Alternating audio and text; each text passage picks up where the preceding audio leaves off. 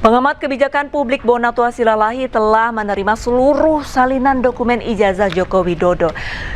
Ia menerima total 5 berkas ijazah Jokowi saat mencalonkan diri menjadi wali kota Solo, gubernur Jakarta, dan calon presiden.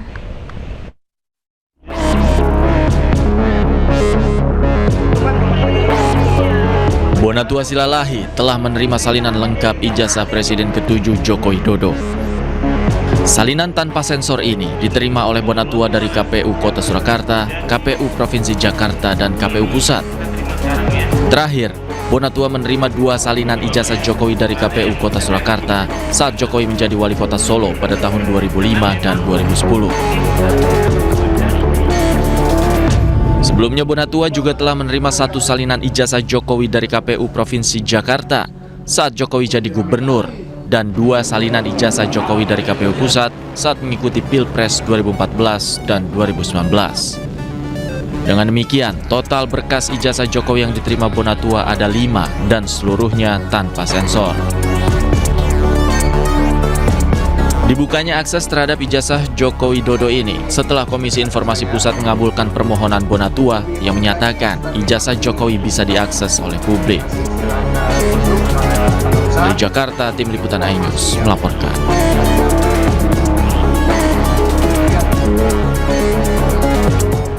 Ya, lantas pemirsa, apakah ditemukan perbedaan dari kelima salinan ijazah Joko Widodo? Selengkapnya saya sudah bersama penerima salinan ijazah Jokowi yang juga merupakan pengamat kebijakan publik Bang Bonatua Silalahi, dan juga sudah bergabung Kuasa Hukum Presiden ke-7 Republik Indonesia Joko Widodo, Rifai Kusuma Negara, melalui sambungan Zoom. Saya ke Bang Bona terlebih dahulu. Bang Bona, sudah lengkap ada 5 salinan? Ya. Langsung saja pertanyaan inti, adakah perbedaan atau tidak? Saya mau bilang apa ya, sangat disayangkan nggak ada. Tidak ada perbedaan? Tidak ada perbedaan, semuanya sama. Semuanya sama? Dari sisi baik secara konstruksi huruf-hurufnya, tanda tangannya, spesimen gambar, macam segala itu sama. Oke, berarti dengan kata lain salinan ijazah Joko Widodo yang ada di Bang Bona ini asli atau tidak? Saya belum menjawab ke situ, karena memang tujuan saya baru meminta data untuk diuji. Oke. Nah, kebetulan memang sangat disayangkan bahwa 5 data yang saya peroleh ini statusnya itu verified, not clarified, not authentified. Dia ini hanya level diklarifikasi administrasi, di verifikasi administrasi oleh KPU. Tidak ada bukti yang menunjukkan bahwa KPU pernah menyandingkan yang ini, foto-foto kopi ini, baik dari 2005 di Kota Solo dengan di Presiden, menyandingkan antara fotokopi dan asli. Sehingga dituangkan dalam berita acara. Karena saya sebenarnya Mbak nggak minta ininya aja, saya minta dokumen-dokumen klarifikasi. Karena berita acara klarifikasi itu pastilah mengandung kapan diklarifikasi, mana foto apa yang diklarifikasi terhadap apa, siapa saksinya, dan macam segala. Tapi itu tidak ada. Dan itu kemarin malah di sidang kita di KI Jawa Tengah, KPU Kota Solo memastikan memang tidak pernah diklarifikasi sejak 2005. Tapi idealnya dari salinan ijazah yang sudah diterima oleh KPU kan sudah terverifikasi. Iya. Apakah memang diwajibkan untuk diklarifikasi? Nah, ini memang saya nggak bilang KPU salah. KPU itu sudah benar mengikuti peraturan undang-undang nomor 7 tahun 2017 tentang pemilu dan turunannya peraturan KPU. Memang disebut di situ bahwa mereka bisa melakukan klarifikasi jika mencurigakan, misalnya ada laporan masyarakat dan penting ada laporan Panwaslu. Ini mereka tidak kerjakan karena memang tidak mencurigakan. Nah, ini mungkin catatan juga, mereka tidak mencurigakan ya, sehingga mereka putuskan melakukan diskresi. Diskresinya tidak perlu klarifikasi. Seperti itu. Oke. Lantas kalau misalkan dari sudut pandang Bang Bona, dari salinan ijazah Jokowi ini apa yang mencurigakan? Ya, tapi pertama selamat dulu lah ke Pak Bang Rifai. Ternyata beliau insinyur ya. Nah, kan selama ini pertanyaan publik kan, 2005 itu insinyur apa doktorandus? Terbukti beliau itu secara verifikasi KPU, beliau adalah insinyur. Ya kan? Nah, untuk yang mencurigakannya, saya nggak sampai ke situ, Mbak ya. Artinya gini, kalau indikasi sih ada, saya nemukan beberapa analisis ya, bahwa misalnya di tahun 2019 ini, ya, ini tidak ada namanya tanggal di hasil legalisirnya tahun 2019. Ini tentunya boleh dibilang diduga melanggar Undang-Undang 30 tahun 2014 tentang administrasi pemerintahan, pasal 73. Yang menyebutkan bahwa setiap legalisir itu harus ada salah satunya adalah tanggal. Oke. Nah, ini tidak ada. Di sini tidak ada juga semua, tapi waktu itu kan rezimnya sudah beda. Rezimnya masih tanpa ada aturan. Nah, ini yang sudah ada diatur ya seharusnya dikerjakan. Ya kan? Terus indikasi berikutnya adalah tentang NIP. Nomor induk pegawai ini. Ya, ini saya dapat dari netizen loh. Jadi ternyata di tahun 2007 itu peraturan Kepala Badan Kepegawaian Negara mengeluarkan namanya peraturan Kepala BKB Badan Kepegawaian Negara nomor 22 tahun 2007 tentang penomoran baru kepegawaian NIP ya, nomor induk pegawai. Dari 8 digit menjadi 18. Oke. Nah, jadi lebih banyak ya? Jadi lebih banyak. Ternyata yang hanya patuh itu baru ini. Yang tahun 2019 ini ada. Itu ada 18 digit. Iya, 18 digit kan. Yang lain itu baru yang lama. Nah, ini misalnya. Yang baru 8 digit iya, ya? baru 8 digit. Ya, karena memang peraturan kepala BKN-nya dikeluarkan tahun 2007, maka seharusnya spesimen untuk tahun 2010 pelamaran waktu menjadi wali kota sampai presiden 2014 harusnya sudah ngikutin dong. Boleh ditunjukkan ke kamera Bang Bona yang untuk NIP 18 digitnya dan yang 8 digitnya perbedaannya. Nah, ini 18 digit. Saya ambil ya. Ya. Baik. Yang 18 digit adalah yang kanan, yang warna tinta biru ya? Iya. Oke, sementara yang 8 digit adalah yang tinta merah sebelah kiri. Oke, berarti dari NIP-nya saja ini ada hal-hal yang mencurigakan begitu ya Bang Bonatua ya? Iya, jelas. Artinya indikasi yang perlu ditindaklanjuti. Ya, bisa jadi nanti kayak netizen malah bilang implikasinya nggak sah dong dulu jadi presiden kan gitu kan? Nah, pertanyaan saya kan sederhana. Ini yang mengeluarkan kampus, terus yang menerima KPU. Pasti yang bermasalah adalah mereka berdua dulu. Kita jangan sampai panjang-panjang dulu ke belakang. Oke. Ya kan? Kenapa KPU menerima? Kenapa UGM mengeluarkan seperti itu? Apa dulu ada mereka bisa melakukan diskresi juga sehingga aturannya berbeda dari Undang-Undang Administrasi tahun 2019? Ya kan seperti itu. Baik, tapi Bang Bona ini juga banyak yang menanyakan begitu untuk mengenai warna legalisir dari undang-undang, apakah ditegaskan bahwa untuk warna legalisir ini harus warna tertentu, tidak boleh merah? Ah, enggak loh, saya baca undang-undangnya nggak ada bicara itu. Baik. Kita kan harus fair ya. Oke, berarti tidak ada ya kalau tidak untuk masalah warna ya. Sudah ada Bang Rifai. Bang Rifai, tanggapannya Bang Rifai, menurut Bang Bona, ini salinan ijazah yang diterima KPU sudah terverifikasi tapi belum diklarifikasi, bagaimana?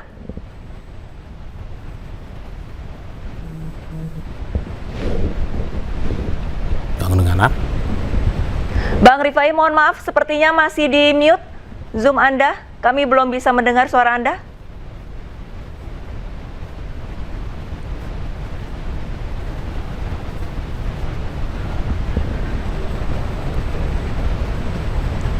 Baik, audionya masih belum terdengar, Bang Rifai.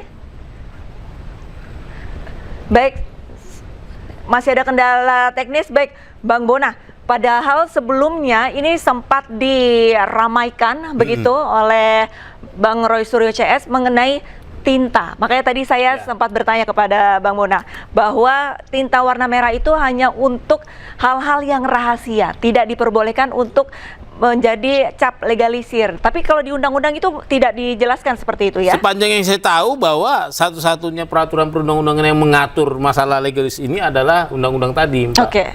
nggak tahu saya apakah dia turunannya di departemen apa, bisa beda ya. Kan bisa aja normanya berkata di pasal 73, tapi ditanggapi diturunkan oleh misalnya kayak katanya rahasia merah kan. Bisa aja misalnya di BIN buat peraturan tersendiri supaya ngelihat skala prioritas warna. Atau tapi menurut saya ya nggak mungkin lah kampus membuat seperti itu. Nggak ada apa yang dirahasiakan, orang tinggal lagi saja seperti itu. Oke. Berbicara rahasia ini kan salinan ijazahnya sudah untuk publik begitu ya, untuk terbuka. Dan Bang Bonatua juga sudah menerima kelima salinan dari 3 KPU begitu. Langkah selanjutnya apa, Bang Bona? Jadi ini baru awal sebenarnya. Artinya kelima-lima ini saya belum bisa proses untuk menjadi bahan penelitian yang terklarifikasi. Karena kan rencananya saya membuat ini di jurnal yang terindeks ya, internasional. Artinya peer review saya akan nanya, ini data ini sudah diuji belum? Saya terus terang bilang ini tidak akan teruji. Nggak lolos uji, tapi untuk level-level publikasi buku bisa lah. Baik, tahan dulu Bang Bona. Sudah ada Bang Rifai. Bang Rifai, tanggapannya Bang Rifai untuk salinan ijazah Presiden Joko Widodo ini katanya terverifikasi tapi belum diklarifikasi, seperti apa? Ya, pertama selamat sore dan selamat untuk Bang Bonatua ya, sudah menuntaskan perjuangannya untuk mendapatkan data-data dari lembaga publik. Dan dari awal memang kami dari Pak Jokowi juga memberikan kesempatan kepada Bang Bonatua untuk upayaan itu, karena di satu sisi juga kami kan tidak mungkin ikut campur terkait data-data yang sudah ada di lembaga-lembaga KPU. Di sisi lain pada saat beliau memperjuangkan pun juga kami tidak menghambat, tidak melakukan upaya hukum intervensi, karena kami tahu itu dokumen milik publik. Dan tadi dari hasilnya kami cukup senang, Bang Bonatua juga sudah menyatakan bahwa 5 salinan legalisir yang didapatkan dari 5 KPU maupun KPUD itu semuanya identik dari segi substansi ya. Sama-sama dikeluarkan oleh Rektor UGM, ditandatangani di Dekan Fakultas Kehutanan, namanya Joko Widodo, NIM-nya sama, tanda tangannya sama, semuanya juga semua ada materai. Berarti tidak ada salinan ijazah yang dicurigai selama ini seolah-olah menggunakan titel sarjana dokter Andes begitu ya. Artinya kesamaan data ini juga sama dengan yang beredar di Dian Sandi maupun juga yang ada di Polda Metro Jaya yang sudah disita dan sama-sama kita saksikan. Tidak ada 2 versi, hanya 1 versi. Tinggal nanti dilihat apakah keaslian ini bisa diperoleh dengan cara menguji fisik asli dari ijazah atau dari kopi atau salinan yang memang itu persoalan lain dan bukan dalam penelitian Bang Bonatua. Tapi yang menarik di sini adalah pertama, dengan identiknya seluruh legalisir ini, maka pertama terbukti Pak Jokowi selalu melengkapi persyaratan administrasi saat mengikuti pilkada maupun pilpres. Ya, beliau selalu mengikuti ketentuan termasuk menyerahkan ijazah yang dilegalisir. Kedua, yang menarik juga bahwa ternyata ijazah Pak Jokowi ini sudah berkali-kali dilegalisir oleh pihak UGM. Bahkan sampai 5 kali ya dari data yang diterima oleh Bang Bonatua. Artinya berkali-kali juga UGM sudah melihat ijazahnya dan melakukan pengesahan. Dan karenanya tentunya ijazah ini boleh dapat kita katakan sebelum melalui putusan pengadilan ya, itu sah dan identik. Nah, terkait dengan persoalan-persoalan yang ada di legalisir yang tanpa tanda tangan, ya kembali lagi sebenarnya ini harusnya yang menjawab pihak UGM ya, kami tidak bisa menjawab. Sekalipun di TV lain kemarin sempat diskusi juga, ternyata Bang Roy Suryo sendiri saat memperoleh legalisir dari UGM sama-sama juga tanpa tanggal ya. Apakah ini memang model pelayanannya UGM, saya nggak berani mengomentari lah ya. Tapi di sisi lain legalisir ini juga tetap sah, artinya bukan dipalsukan ya, tapi memang selama ini pelayanannya tanpa tanda tangan. Nah, soal NIP dan segala macamnya menurut saya itu persoalan administrasi, saya juga nggak bisa mengomentari, biarlah pihak UGM yang menjelaskan. Tapi kan kembali lagi, hari ini kan kita sedang mencari kebenaran material ya dalam konteks pidana. Jadi kebenaran material itu kebenaran yang sebenarnya, bukan mempersoalkan soal formalitas terkait dengan tanggal legalisir dan segala itu persoalan formalitas. Oke lah, itu dianggap masih persoalan administrasi ya. Tapi kembali lagi yang kita sedang fokus hari ini adalah soal kebenaran material, di mana ternyata dari penelitian Bang Bonatua secara substansi tidak ada perbedaan atau dapat dikatakan identik dari seluruh salinan yang ada. Nah, tinggal ke depan kita lebih fokus lagi untuk melihat untuk mengetahui keaslian ijazah ini apakah didapatkan dari hasil laboratorium forensik ya, atau memang bisa dilakukan kajian melalui dokumen digital. Demikian mungkin sementara.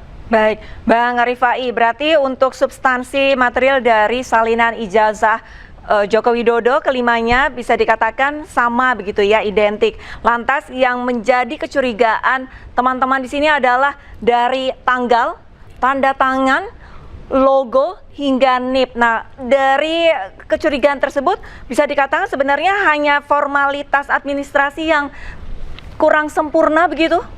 Ya, jadi pertama itu kan harus ditanyakan kepada UGM. Nomor satu harusnya begitu ya.